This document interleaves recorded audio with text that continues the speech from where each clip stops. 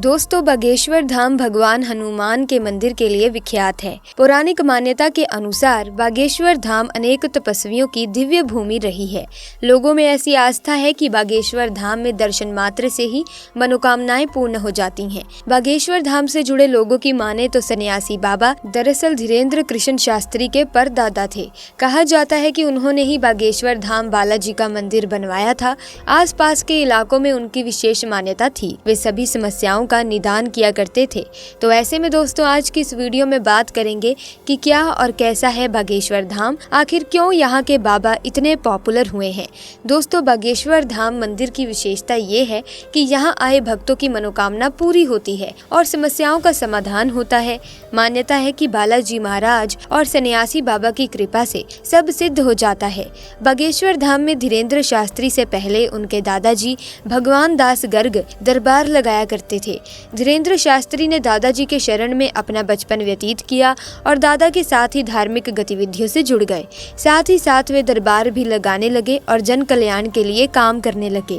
इसी तरह से धीरेन्द्र शास्त्री को सिद्धि प्राप्त हुई।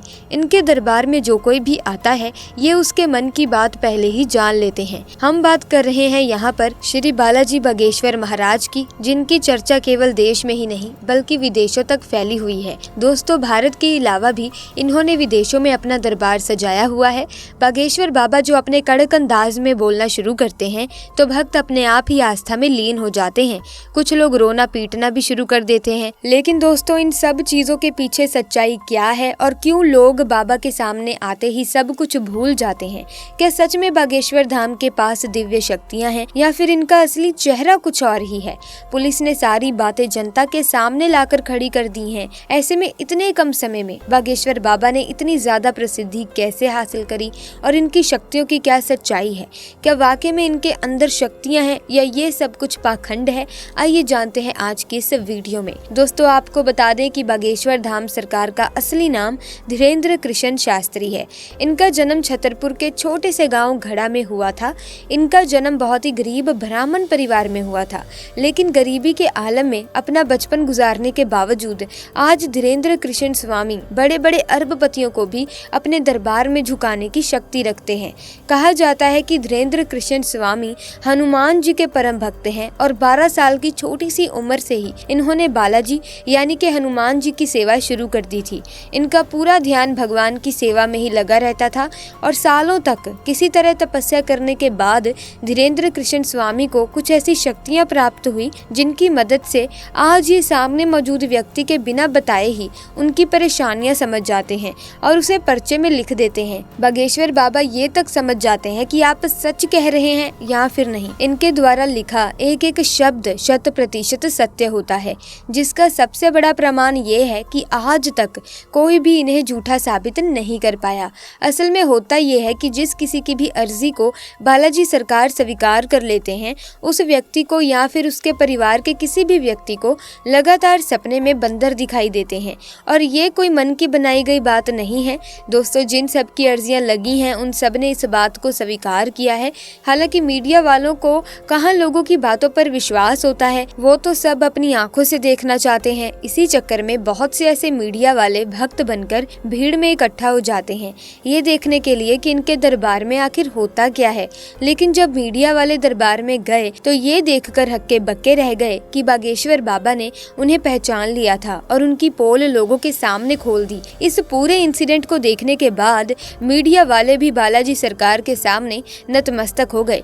जैसे ही ये बात लोगों के सामने आई, हर कोई ये देखकर दंग रह गया कि कैसे एक जवान बाबा ने बड़े बड़े सबके कान काट रखे हैं। धीरेन्द्र कृष्ण शास्त्री कहते हैं कि उन्होंने बालाजी महाराज की मदद से अब तक लाखों की जिंदगी संवारी है। बागेश्वर धाम सरकार की कृपा अपरंपार है, तभी तो जो कोई भी इनके दरबार में जाता है वो कभी भी खाली हाथ नहीं लौटता। सच्चे दिल से मांगी गई दुआ को बालाजी महाराज जरूर पूरा करते हैं। उनके दरबार में भक्तों का तांता लगा रहता है। हर कोई बस एक ही मनोकामना करता है कि कैसे भी करके मेरी अर्जी लग जाए और बागेश्वर सरकार उसे खुद अपने पास बुलाए। कई महिलाएं तो इनके खूबसूरत चेहरे को देखकर इन पर आकर्षित हो जाती हैं। अब उनकी जगह कोई दूसरा बाबा होता तो वो इस बात का जरूर फायदा उठाता, लेकिन बागेश्वर महाराज ऐसे नहीं हैं। उन्होंने हजारों लोगों के सामने ने इस तरह की महिलाओं को अपनी माँ और बेटी कहकर सम्मानित किया। वैसे तो ये अपने गाँव में दरबार लगाते ही हैं, लेकिन दोस्तों इसके अलावा ये दूसरे राज्यों और अन्य जिलों में भी अपना दरबार सजाते हैं। ऐसी स्थिति में वहाँ भी बड़े बड़े मीडिया कर्मी और पत्रकार बागेश्वर सरकार की परीक्षा लेने की कोशिश करते हैं। ये नौजवान जुगत माथे पर तिलक लगाकर आखिर लोगों को फंसा रहा है क्या, या फिर वाकई में इसके अंदर कोई दिव्य शक्तियां हैं, जिसकी वजह से दोस्तों एक बार तो बागेश्वर महाराज जी की तरफ से पत्रकारों को चैलेंज दिया गया, जिसमें पत्रकारों को हार का सामना करना पड़ा, क्योंकि अपने दरबार में आने वाले हर शख्स के मन में क्या चल रहा है उसका ज्ञान बागेश्वर सरकार को बखूबी रहता है। दोस्तों बालाजी महाराज के बागेश्वर धाम में मंगलवार के दिन भक्त अर्जी लगाने के लिए पहुंचते हैं, इसीलिए यहाँ मंगलवार के दिन भक्तों की भारी भीड़ उमड़ती है। यहाँ अर्जी लगाने की प्रक्रिया बहुत आसान है। आपको एक पर्ची पर अपनी समस्या लिख देनी होती है।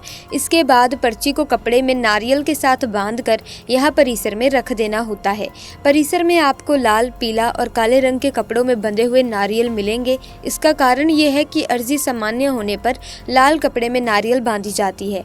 शादी विवाह से जुड़ी अर्जी होने पर पीले रंग के कपड़े में नारियल बांधे जाते हैं, और अगर प्रेत बाधाओं से जुड़ी अर्जी हो तो नारियल को काले कपड़े में बांधा जाता है। यदि आप किसी कारण बागेश्वर धाम नहीं पहुंच सकते तो अपने घर के पूजा मंदिर में भी इसी प्रक्रिया के अनुसार आप अर्जी लगा सकते हैं। घर से लगाई गई अर्जी भी बालाजी महाराज जरूर स्वीकार करते हैं। दोस्तों पंडित धीरेन्द्र कृष्ण शास्त्री के अनुसार अगर आपने श्रद्धा पूर्वक अर्जी लगाई होती है तो बालाजी महाराज इसे जरूर स्वीकार करते हैं।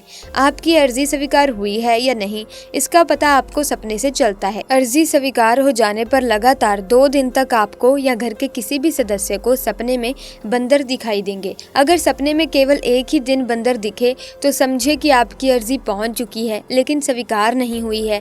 वहीं अगर सपने में बंदर ना दिखे तो फिर से मंगलवार के दिन इसी प्रक्रिया से अर्जी लगाएं।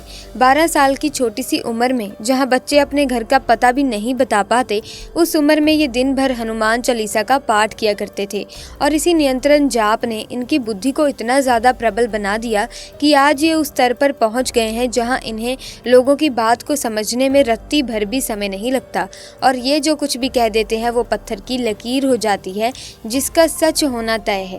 और इसीलिए इसके 1 या 2 नहीं बल्कि कई सारे एग्जाम्पल्स दिए गए हैं। लेकिन दोस्तों इनके दरबार में आया हुआ हर भक्त सच्चे मन से आया हो ये जरूरी नहीं है, क्योंकि कुछ लोग अपनी बुरी नीयत को पूरा करने के लिए भगवान का सहारा चुनते हैं, और जब इनके दरबार में ऐसा कोई इंसान आता है तो ये दूर से ही उन्हें पहचान कर उनके मन की गंदगी को लोगों के सामने साफ जाहिर करते हैं, ताकि कोई भी ईश्वर के दरबार में बुरी नीयत के साथ ना आए। तो प्रिय दोस्तों आपका इसके बारे में क्या कहना है, आप अपने विचार कमेंट सेक्शन में हमें जरूर बताइएगा। ऐसे में अगर आपको वीडियो अच्छी लगी तो वीडियो को लाइक करें, शेयर करें, चैनल को सब्सक्राइब करके बेल आइकन को प्रेस कीजिए ताकि आने वाली नई वीडियोस की अपडेट आपको मिलती रहे। Thanks for watching.